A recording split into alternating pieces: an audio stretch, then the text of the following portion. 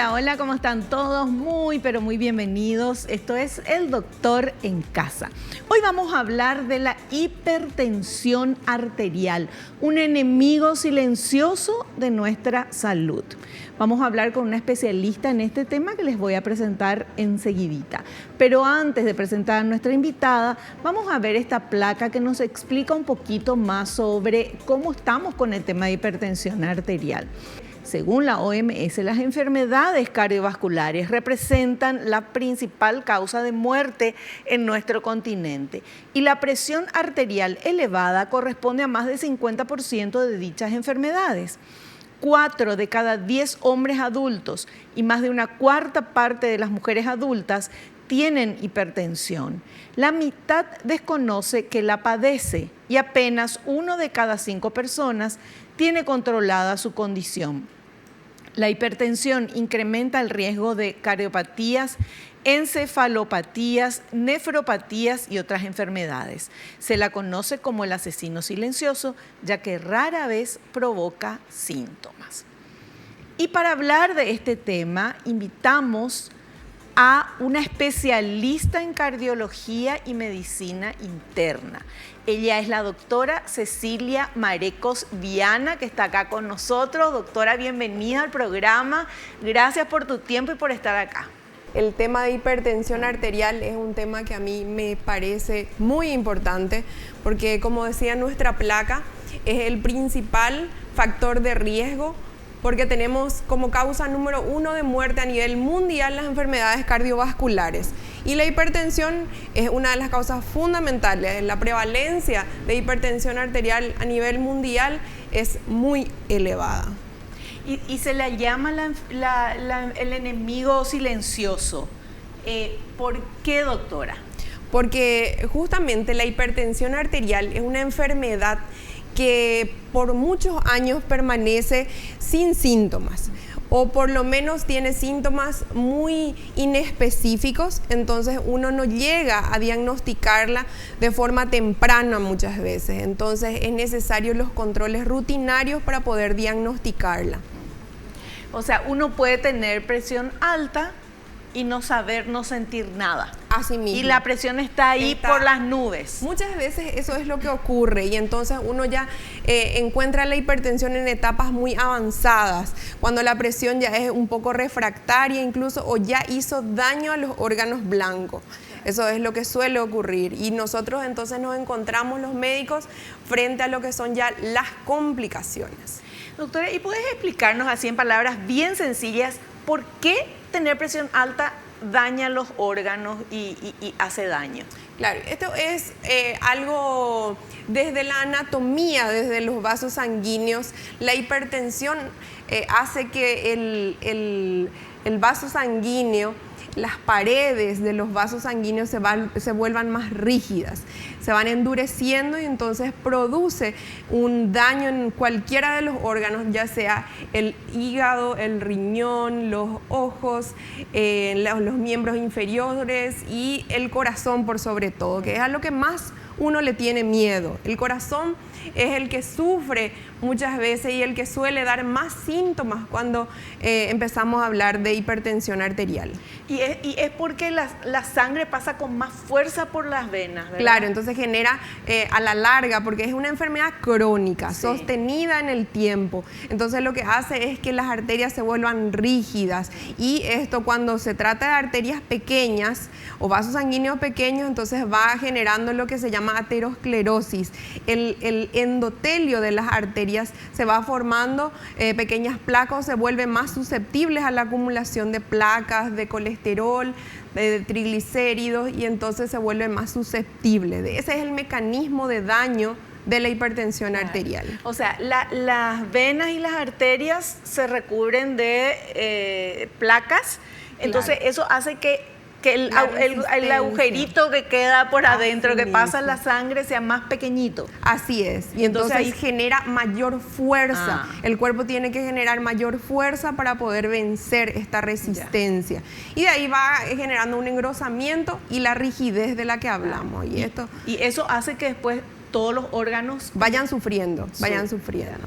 Porque cuando hablamos de hipertensión arterial, hablamos de, no sé, problemas en el riñón, problemas en los pies, problemas en la vista, problemas en el corazón, problemas en todo el cuerpo. No es que hay un problema en un órgano nada más. Porque el sistema cardiovascular implica todas las arterias y las venas de todo el cuerpo, desde lo más fino hasta lo que es un poquito de mayor calibre.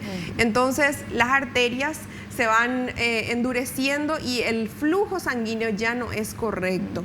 Entonces cuando uno tiene esto en los miembros inferiores, a veces lo que ocurre es esta claudicación intermitente, el adormecimiento de las piernas, ese cansancio que solemos tener. Y eso puede ser muchas veces un hallazgo ya cuando hay daño.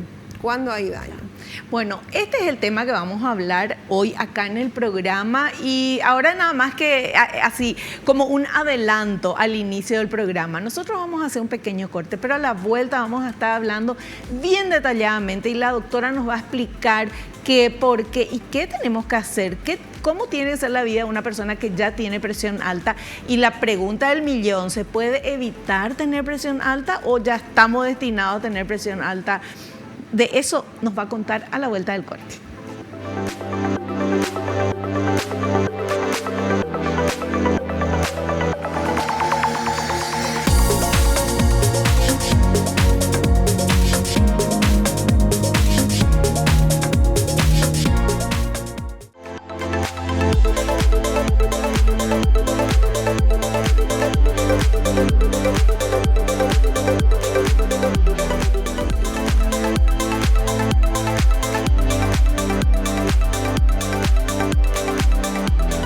Seguimos hablando con nuestra invitada, la doctora Cecilia Marecos Viana. Ella nos está explicando de la hipertensión arterial, que es este enemigo silencioso que no nos damos cuenta y que podemos estar teniendo. ¿Cuántas veces las personas se toman la presión de onda por a ver cómo estoy, o porque alguien se tomó la presión y a ver, y vos y tu presión? No, mi presión está perfecta, y se toma y tiene 16 o tiene 15, que eso ya es presión alta, ¿verdad? Claro, así mismo, cuando una persona se hace unos controles rutinarios, así como decide de forma casual, y encuentra que la presión está elevada, entonces tiene que hacer un seguimiento.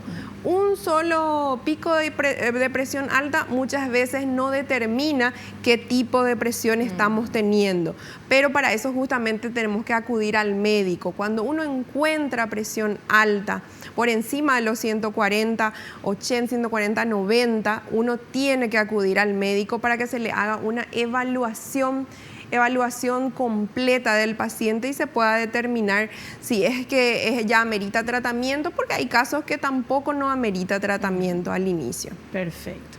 Bueno, y ahora veamos este primer material, por favor. ¿Cómo se diagnostica la hipertensión arterial? La presión arterial elevada suele diagnosticarse en una revisión médica. Hay que realizar varias mediciones y constatar que realmente existen cifras altas. En ocasiones, se descubre recién al aparecer algunas de sus complicaciones. El estudio de la hipertensión arterial va dirigido a determinar la causa, la presencia de otros factores de riesgo y su repercusión a los diferentes órganos.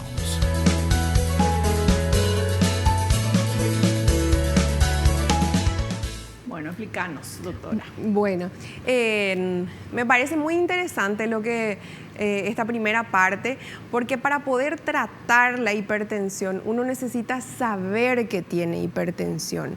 Y justamente de esto se trata, de diagnosticarlo. Muchas veces uno en el trabajo se le solicita los chequeos anuales y ahí entonces uno constata cifras tensionales elevadas. Y a partir de ahí empieza el camino para el tratamiento de la hipertensión. ¿Sí? Primeramente hay que hacer un interrogatorio exhaustivo del paciente, de sus antecedentes, tanto familiares como de enfermedades dentro de la familia, para saber si es que existe esa predisposición. Segundo, tiene que hacer una exploración física, el médico tiene que controlarle la presión, tiene que hacerse analítica rutinaria y algunos estudios para poder determinar en qué situación está esa hipertensión. ¿Y qué hace que una persona tenga hipertensión y otra no? Que uno ya viene con un gen, es el ambiente, es el estilo de vida, ¿qué es? Bueno, justamente nosotros tenemos en esta parte dos partes. Tenemos los factores de riesgo modificables y los no modificables.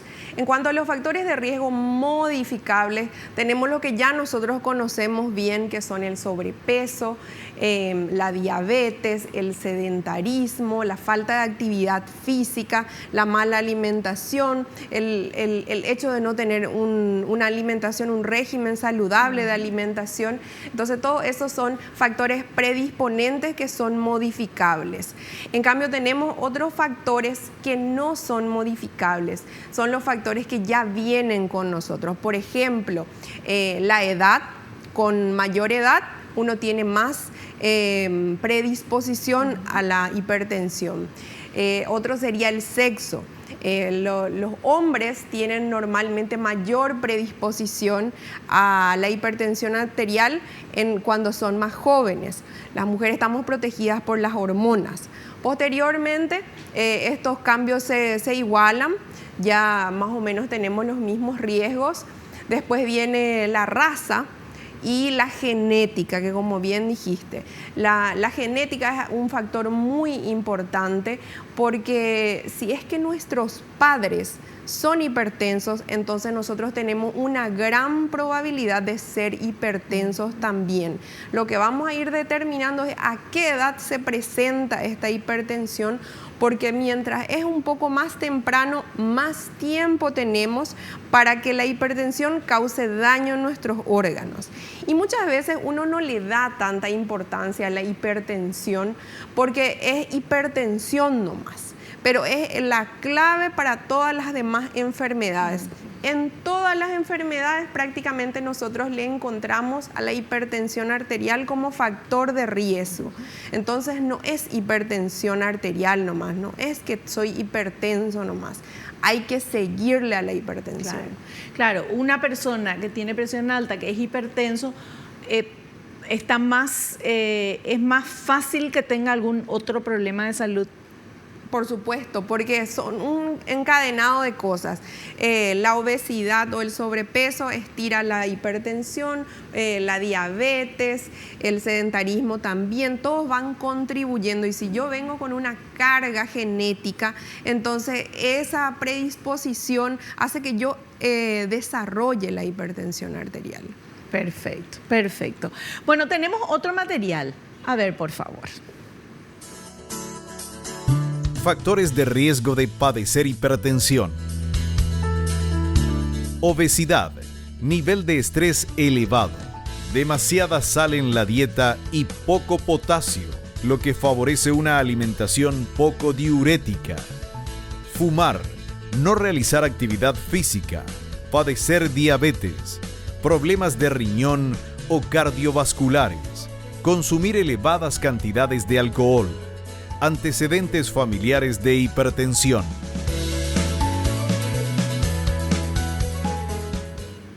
Bueno, y en esta parte te quiero comentar, Vivi, que la hipertensión arterial tiene dos tipos fundamentales: la hipertensión arterial primaria y la hipertensión arterial secundaria. Es muy importante definir cuál es el tipo de hipertensión que yo estoy teniendo. En la hipertensión arterial primaria, nosotros estamos hablando de una hipertensión esencial, que es la que tiene multifactores, que tiene que ver con el medio ambiente, con la genética, que muchas veces es la suma de todo. Pero en la hipertensión arterial secundaria, muchas veces existe otra enfermedad que causa la hipertensión arterial. Entonces el tratamiento varía, porque uno está enfocado en la hipertensión arterial secundaria a tratar la enfermedad de base, y entonces consecuentemente la hipertensión debería disminuir o mejorar por lo menos. ¿Y quiénes son los que tienen que tomar ese medicamento famoso que hay, ¿verdad? Que toman, cuando ya le dan, tienen que tomar toda la vida un medicamento para la presión? Muchas veces los pacientes que llegan a nosotros tienden a creer que cuando la presión se regulariza, uno tiene que dejar de tomar su medicación. Y eso no es correcto.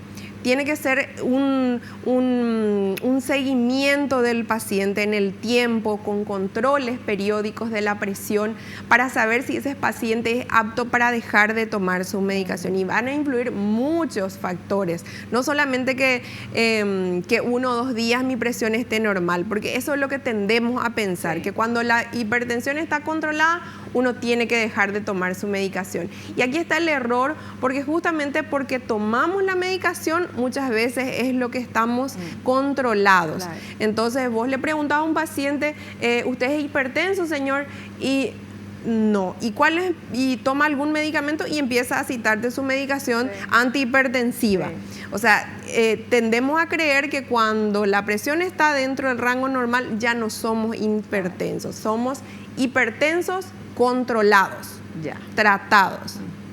O sea, el que es hipertenso ya es hipertenso, que puede no tener presión alta, pero es una persona hipertensa y tiene que seguir tomando ese medicamento. Es un hipertenso tratado, controlado. Claro, entonces funciona bien el medicamento y por eso la presión está bajo y está normal. Claro, pero no le vamos a dejar todo el trabajo a la medicación, le vamos a ayudar también nosotros con nuestro cambio de estilo de vida. Eso implica tener que hacer un poco de dietita, consumir mucho líquido, disminuir el consumo de sal, practicar un poquito de deporte, porque todo eso está demostrado que disminuye los niveles de presión arterial. Si yo me mantengo en sobrepeso y yo estoy tomando medicamentos, probablemente un tiempo me va a funcionar mi medicación, pero a la larga probablemente me va a hacer falta ya, o mi medicación puede que ya no sea suficiente.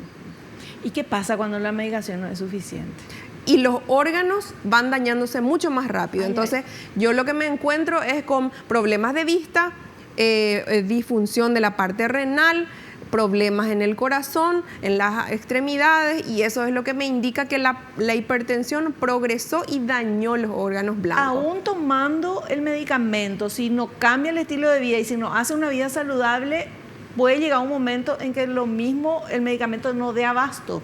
No es nomás subir la dosis del medicamento. Así mismo es. No podemos tomar nosotros la decisión de subir nomás la medicación, porque el hecho de no controlar la presión tiene otros factores también que justamente estamos mencionando, ¿verdad? O sea, detrás de la hipertensión viene mi sobrepeso, mi mala alimentación. Entonces yo estoy tratando de mantener una hipertensión controlada, pero no estoy haciendo lo que hace que esto me produzca una mejoría o una disminución del daño de los órganos blancos. Porque si yo controlo esto, tengo otro equipo de enfermedades que me están mirando.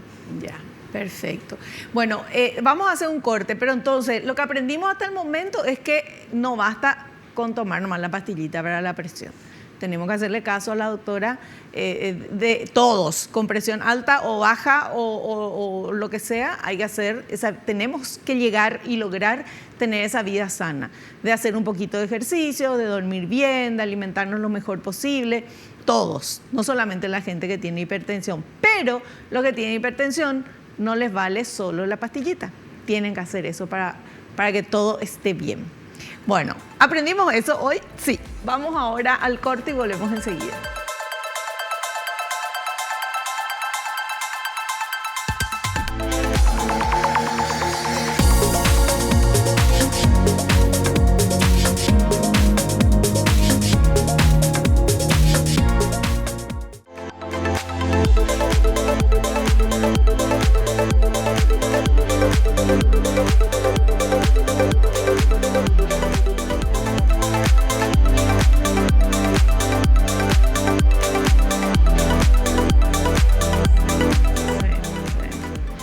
Bueno, ahí estamos hablando mal de ustedes, los hipertensos, que toman su pastillita y ya no hacen lo otro o se controlan, ya está bien la presión y ya dejan de tomar su pastillita. No, señora, no, señor.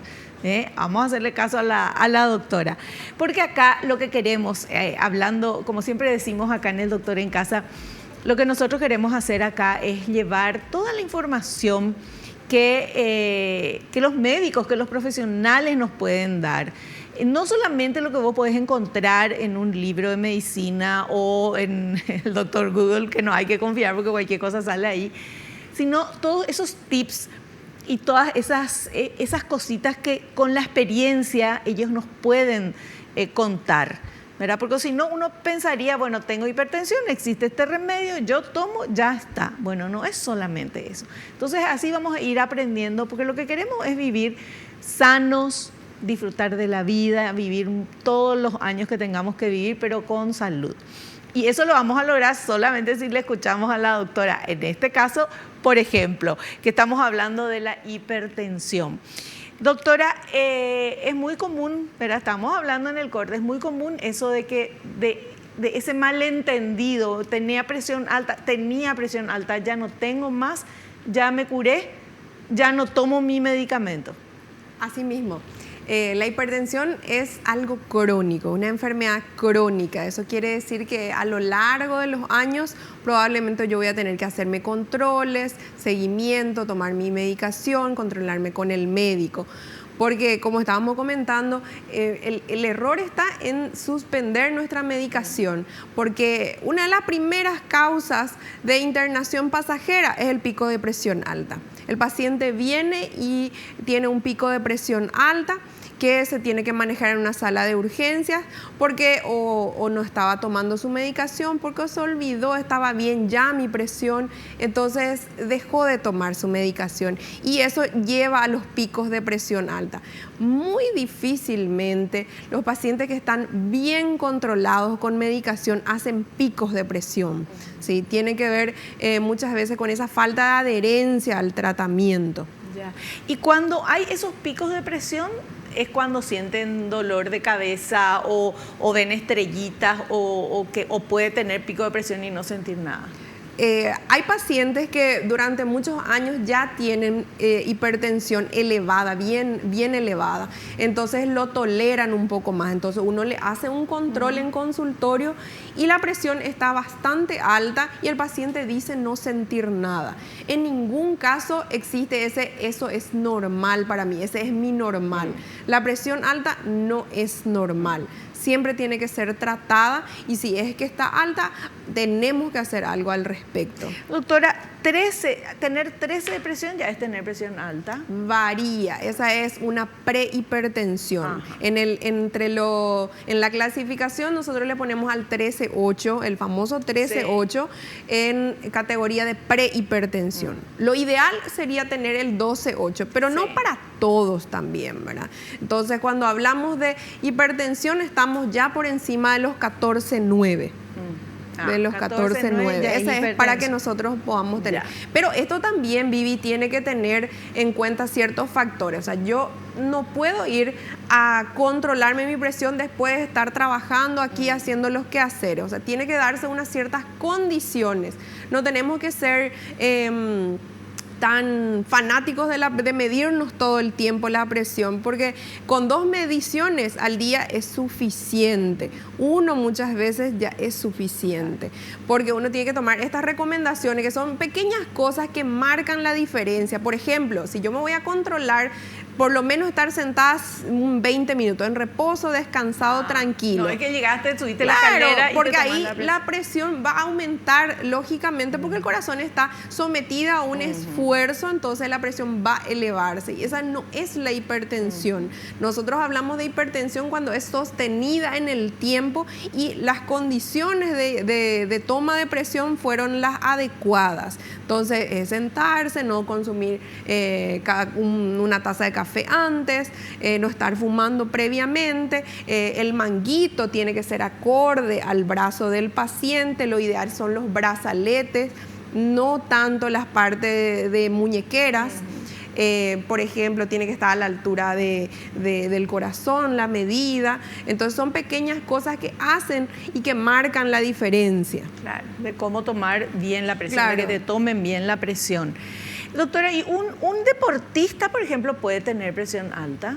Claro, puede tener Pero presión alta. hace deporte. Hace deporte. hace mucho deporte. Bueno, Bueno, baja eso, ¿no? Sí, nosotros en realidad tenemos ahora mismo la parte de estudios, ahora usamos mucho un estudio que se llama ergometría, que es una prueba de esfuerzo, que justamente está dirigido a los atletas muchas veces, porque lo normal con la actividad física es que la presión suba, pero eso tiene también un límite. No es que la presión va a subir y no importa qué cifra es. Ya. O sea, tiene una cifra y que nosotros calculamos de acuerdo a unos ciertos factores, la edad del paciente, su frecuencia cardíaca esperada. Entonces, muchas veces nos orientan esos estudios. Perfecto.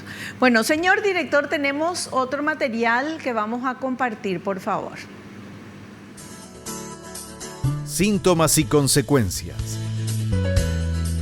En la mayoría de los casos, la hipertensión no suele tener síntomas y es diagnosticada cuando se mide la presión por otros motivos.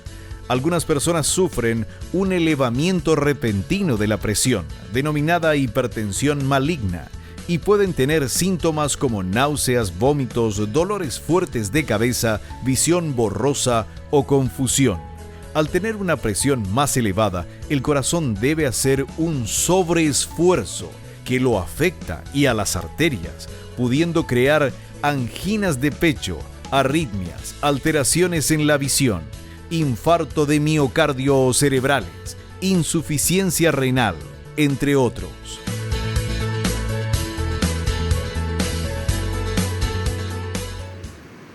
Y ahí vamos con lo que dijimos, por eso decimos el enemigo silencioso.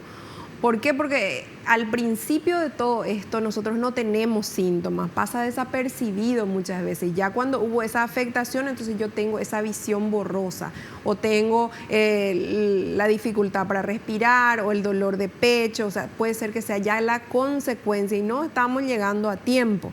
Cuando tenemos claudicación en las piernas, entonces todo eso ya son consecuencias, ya no son solamente síntomas. ¿Qué es claudicación en las piernas? Claudicación cuando, por ejemplo, nosotros estamos caminando y de repente sentimos que nuestras piernas tienen un dolor que nos impide continuar, entonces tenemos que parar, generalmente en la pantorrilla, eso hace que entonces un paciente tenga que detener la marcha y eso es indicación de que hay alguna insuficiencia en los vasos sanguíneos de los miembros inferiores. Ya. Perfecto, Así es. Perfecto. Te interrumpí, doctora. Estabas hablando, ¿no? Pero claudicación, ese no. término. El término, quería aprender. Así es. Y justamente todo esto lleva después lo que a la insuficiencia cardíaca. Y la insuficiencia cardíaca es lo que nos tiene muy mal. Los pacientes que viven con insuficiencia cardíaca son pacientes que no pueden dormir bien, que viven con muchas medicaciones, que van a visitarle al médico continuamente, no por gusto, porque se sienten mal, les falta el aire. El paciente con insuficiencia cardíaca yo creo que es uno de los pacientes que sufre más. Claro, porque no mal y pronto no le da el cuero para hacer las cosas que quiere hacer, mismo, ¿verdad? El corazón no así mismo. acompaña el esfuerzo que tiene que hacer y le hace daño. Así mismo, y es un círculo y es algo progresivo. Claro, claro. Y eso se podría evitar si una persona se cuida. Claro, son varios factores en el tema de cuidarse, porque muchas veces nos dicen, tenés que cuidarte, pero ¿qué incluye el hecho de cuidarse? Y son una serie de factores, tomar mi medicación a tiempo, visitarle al médico, por más de que yo no sienta tantos síntomas, cada tanto es recomendable visitarle al médico de cabecera. Claro, un control que te ausculte, que te haga una exploración física y cambiar mi estilo de vida. O sea, son varias cosas que hacen que realmente nosotros podamos mejorar. Perfecto. Bueno, tenemos otro material. A ver, por favor, vamos a compartir. Reducir el sobrepeso y la obesidad. Si padece hipertensión, es necesario que controle su peso, ya que ambos factores van muy ligados. Las personas con sobrepeso pueden tener un riesgo de 2 a 6 veces mayor de padecer hipertensión. Los estudios demuestran que una reducción de peso se acompaña de una reducción de la presión arterial.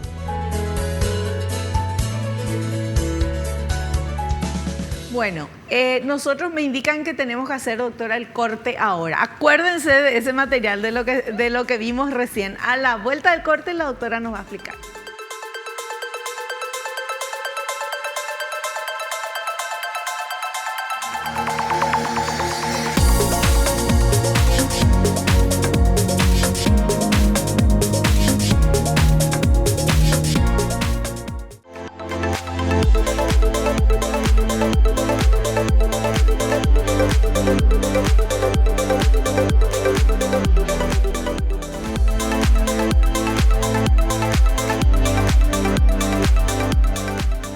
Muy bien, volvimos a ver si se acuerdan cuál era el material que vimos antes del corte. Muy bien, reducir el sobrepeso y la obesidad, y de eso nos va a hablar la doctora. Bueno, y la obesidad es algo que es una lucha diaria. Nosotros tenemos una tasa muy alta de sobrepeso y obesidad, incluso desde edades muy tempranas tenemos sobrepeso y obesidad, y todo esto predispone a la hipertensión arterial. Incluso, acá algo que les va a encantar, cuando un paciente con sobrepeso disminuye su presión, la presión también baja, es algo proporcional muchas veces, y si es que está tomando dosis bajas de medicamento, incluso nosotros podemos dejar de darle esa medicación, o sea, puede dejar de tomar el paciente porque su cambio de peso, el peso saludable, hizo que requiera menos medicación y a veces ni siquiera la necesita porque el tratamiento fue bajar de peso. Ya. Eso le pasa a las personas que se hacen, por ejemplo, son obesas y se hacen la operación, ¿cómo se llama esto? La cirugía bariátrica. Bariátrica. Claro, las cirugías bariátricas son un tratamiento. Sí. O sea, no tengo que operarme yo para verme bella. Tengo que operarme si es que tengo unas indicaciones. La cirugía bariátrica está de moda, pero tiene que tener sus indicaciones. O sea, se indica en pacientes que tienen comorbilidades y están asociadas a la obesidad. Ya, perfecto. Perfecto. Bueno, veamos este otro material, por favor. Reducir el excesivo consumo de alcohol. Aunque se haya dicho que el vino en cantidades moderadas es beneficioso para la salud cardiovascular, si se superan las 2 copas diarias en el caso del hombre o 1 copa diaria en el caso de la mujer, puede resultar peligroso y potenciar el riesgo de padecer o de agravar la hipertensión. Por lo tanto, se debe moderar o evitar el consumo de alcohol para prevenir o para mejorar la hipertensión.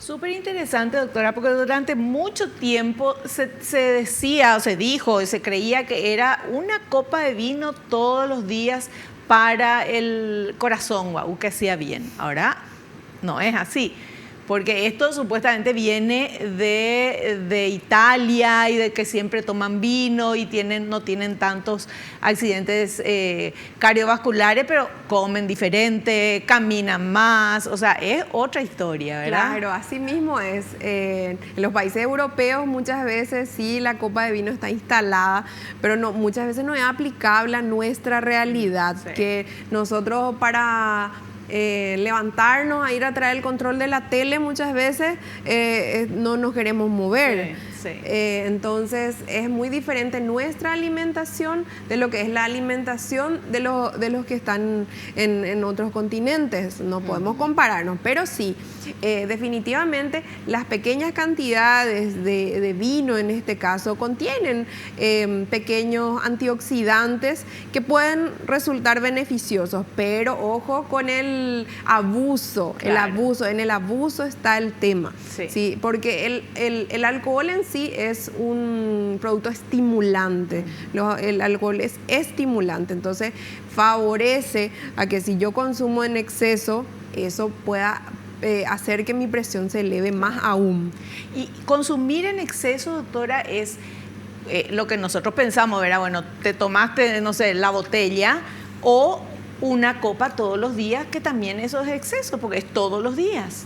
Pero si es que yo me lleno la copa, de por ahí puede ser un exceso, pero cantidades pequeñas. La copa de vino generalmente sirve así. Claro, más abajo de la así mitad. Como está mi agua. Ese es solo para el agua. Sí. Es solo para el agua. Claro. Tiene que ser la mitad. O sea, un poco esa menos. es la copa de vino, claro, de la mitad para abajo. Claro, y no el florero con forma de copa que se llena, no. No, y lo que es importante también mencionar que es el vino lo que más demostró en cuanto a la prevención y al que es un poco más noble, por decirlo así, a la salud cardiovascular. No así la cerveza, lo fermentado. O sea, si voy a preferir algo, debe ser el vino. O sea, si voy a elegir algo de alcohol, debe ser vino. Ya, perfecto. Bueno, esa última parte muchos van a grabar. Preferir vino y no todo lo anterior. Bueno, veamos este material, por favor. Alimentación adecuada. Carne. Consumir carnes magras, evitar las carnes grasas, embutidos, carnes curadas, ahumadas, fiambres con sal o los patés. Lácteos. Consumir preferentemente los descremados o semidescremados, evitar los quesos curados o semicurados, los untables o en porciones. Verduras, hortalizas y frutas. Consumirlas de manera diaria, evitar las que vienen en conserva o los encurtidos de aceitunas, pepinillos o cebollitas. Consumir cereales, tubérculos y legumbres. Evitar la bollería y los snacks. Frutos secos, aunque son buenos para la salud cardiovascular, tienen una alta densidad calórica. Se deben tomar con moderación y evitar los salados. Bebidas. Consumir mucha agua. Evitar la que contiene gas o las bebidas carbonatadas. Moderar el consumo de café o té. Grasas. Evitar la manteca o margarina con sal y la panceta. Para cocinar y aliñar los platos, usar los aceites vegetales. Evitar la mayonesa, el ketchup o la salsa de soja por su alto contenido en sodio. Realizar cocciones saludables como la plancha, el horno, al vapor, hervido, etc.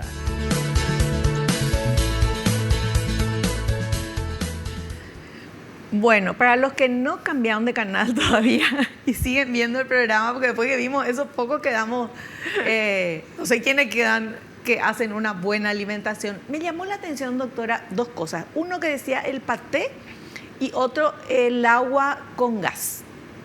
Por su contenido de sodio.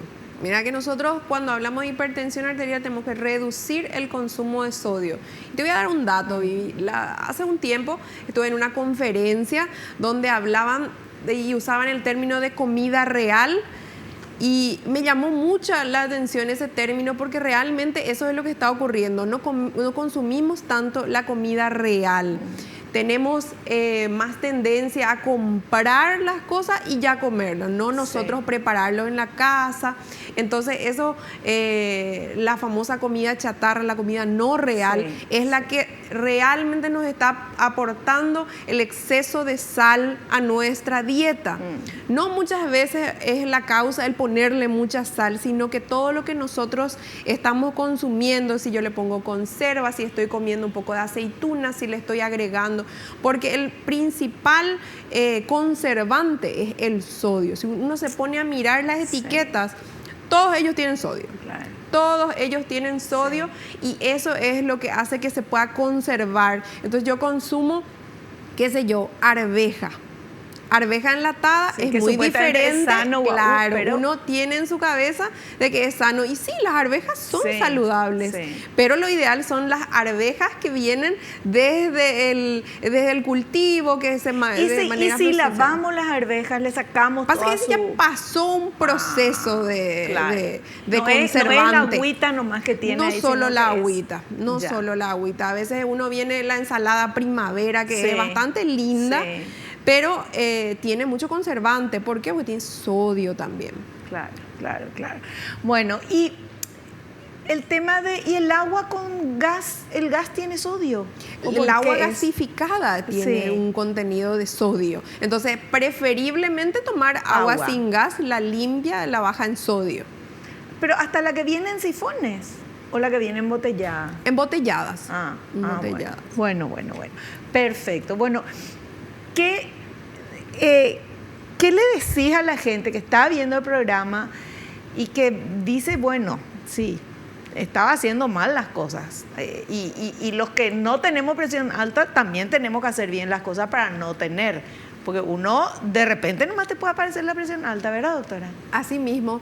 Mira, yo lo que siempre recomiendo a mis pacientes es tratar de informarse sobre la enfermedad, tratar de entender y saber sobrellevarlo. Si yo conozco los riesgos a los que estoy sometido, si es que yo estoy padeciendo de hipertensión y no estoy tratando o no estoy dedicándole el tiempo suficiente, entonces eso me va a llevar mal. Entonces yo siempre hago mucho hincapié en la educación y el conocimiento de la enfermedad. Cada consulta siempre tratamos de dejarle un poquito de información más, claro, porque son términos nuevos, son términos difíciles, no da gusto luego hacer dieta, son varias cosas. Entonces, claro, la recomendación que le doy la mayoría de las veces a los pacientes es que sean responsables consigo mismos, que puedan hacer lo mejor que pueden para vivir el mejor de sus tiempos. Claro, sí. Claro, genial. Y ver y fijarse en el tema de las etiquetas, porque eso que dijiste del sodio es tan real. Hasta estas galletas de arroz que son súper sana, porque no comes harina, porque qué sé yo me llevé una súper sorpresa con una de estas galletas que miré y tenía el sodio altísimo. Así mismo, y hay políticas de Estado, sí, donde se le puede poner, o por lo menos en otros países yo suelo fijarme, y ellos todos tienen exceso de sodio, exceso de sí, azúcares, y por lo menos te da así un poco más de impresión cuando sí, tocas. Hay cosas que uno no creía sí, que tenían alto contenido de sodio porque lucen saludables, claro, al final son procesados. Entonces no hay nada mejor que la comida real, la comida que se hace en casa, o por lo menos tratar de hacer, porque muchas veces por todo nuestro estilo de vida no podemos, claro, no comemos en la casa, pero si nos da la oportunidad, por lo menos elegirla. Perfecto. Muy bien, súper claro. Hacemos el cortecito a la vuelta a las consultas que ustedes quieren hacerle a nuestra invitada.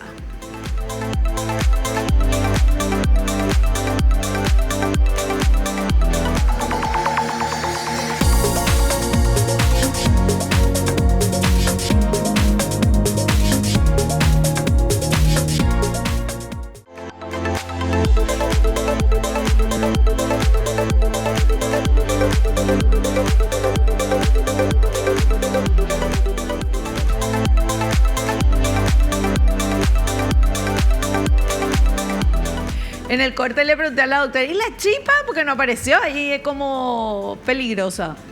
¿Y? Me causa gracia esto, porque todos mis pacientes ahora me preguntan por el tema de las chipas. ¿Puedo comer un poquito de chipa, doctora? Y yo no le prohíbo. Por supuesto que no le prohíbo, pero los excesos todos son malos. Todos los excesos son claro, malos. Entonces, chipa con moderación. Bueno, perfecto. Bueno, vamos a ver las consultitas, por favor. Esa primera pregunta.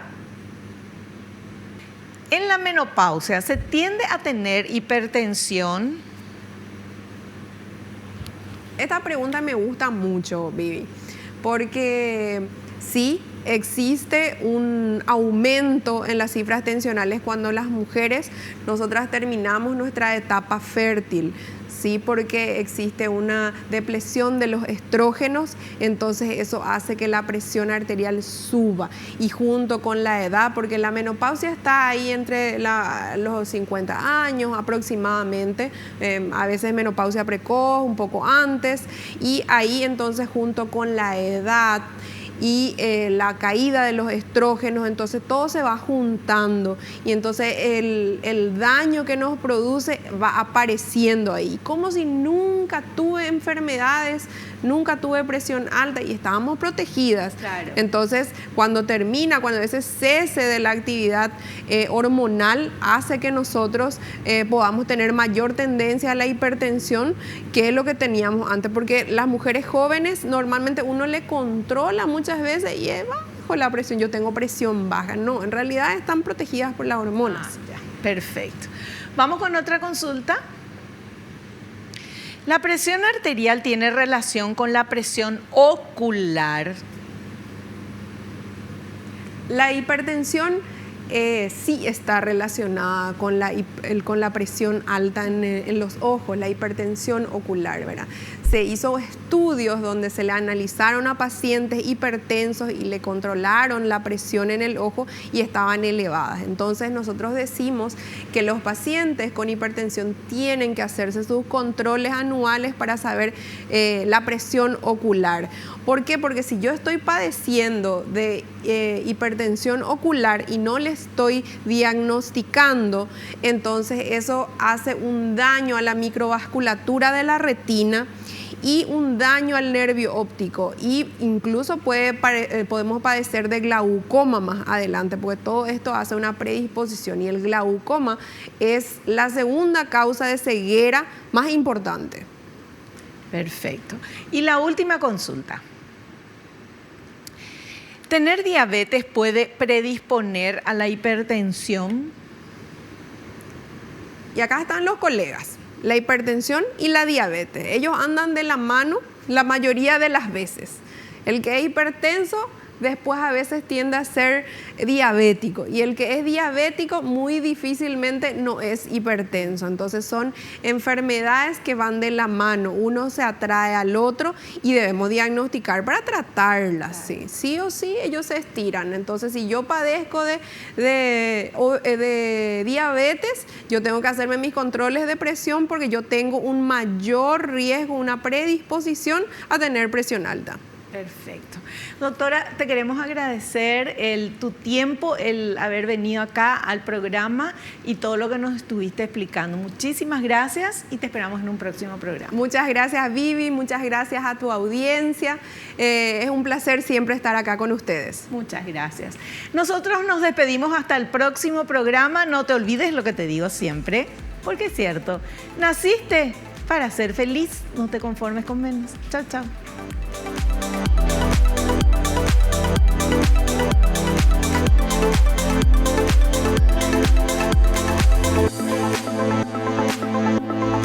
La revista El Doctor en Casa presentó su programa El Doctor en Casa TV. Fue una realización de Alicante.